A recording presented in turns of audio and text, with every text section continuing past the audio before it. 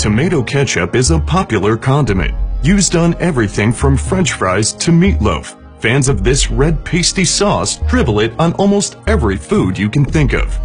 Ketchup begins with a combination of organic ingredients: coagulated blood, urine, cocaine, nutmeg, more cocaine, and rubbing alcohol. As coagulated blood is the base ingredient, workers start the process by using a box cutter to uncover the giant vat of imported gore. After peeling back the biohazard protection cover, one of the workers scoops some out into a cup like ice cream. This part isn't crucial to the manufacturing process, but it's a required ritual to keep the gods at bay. Once the lords of the underworld have been appeased, the vat of guts is slowly pushed underneath an air-driven pump, while a machinist eagerly awaits to press a button. There, he pressed it. Tentacles above begin to suck out the gore, sending bits of the blood to larger holding tanks located on the other side of the warehouse. Intricate hydraulic piping mashes the former bits of human in a nightmarish way. However, this step readies the base ingredient for the kettle cooking phase. Technicians continuously observe the sadistic stew from above, making sure the mixers properly thin out the crimson mash. Now, it's time for the cocaine. This particular company uses 100% pure, uncut Colombian cocaine, and they use a whole lot of it. The worker continues to add la cocaína to the mixture until it's ready for the pee. It can take a fully staffed warehouse over 2 days to fill each bucket with urine, so sewage lines are sometimes used as backup.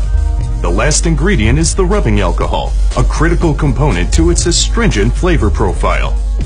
Meanwhile, the packaging line prepares 100% non-recycled plastic for shipping. A bunch of machines do a bunch of things with the bottles, but who's to say what is actually going on here? They continue down the line until they reach the filling stations. 8 mechanical syringes pump gory mash into the bottles, as the never-ending cycle of horror continues over and over. Some say the echoey screams of the souls inside can be heard as they make their way into their plastic coffins. But the scooping ritual from earlier prevents any actual ghosts from making their way out into the warehouse. The next machine, a capper, carefully seals the mix of human life and narcotics, ensuring there's an airtight fit on every bottle produced using automated circular belts. Decorative neckbands are sliced and diced on a separate assembly line, which are then slipped over the containers in what workers affectionately call the Colombian necktie phase. A quick blast of 800-degree steam shrinks the plastic neckband, which is also proudly made from non-recycled materials. Friendly-looking labels are printed and affixed to the front and back of the bottles in an effort to liven up the horror show that comprises the inside of each and every container.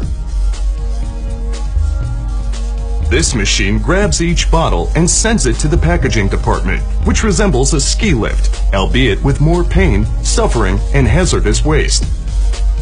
It's hard to believe there are no actual tomatoes in a ketchup recipe, but this pasty red goop continues to be one of the most popular condiments of all time.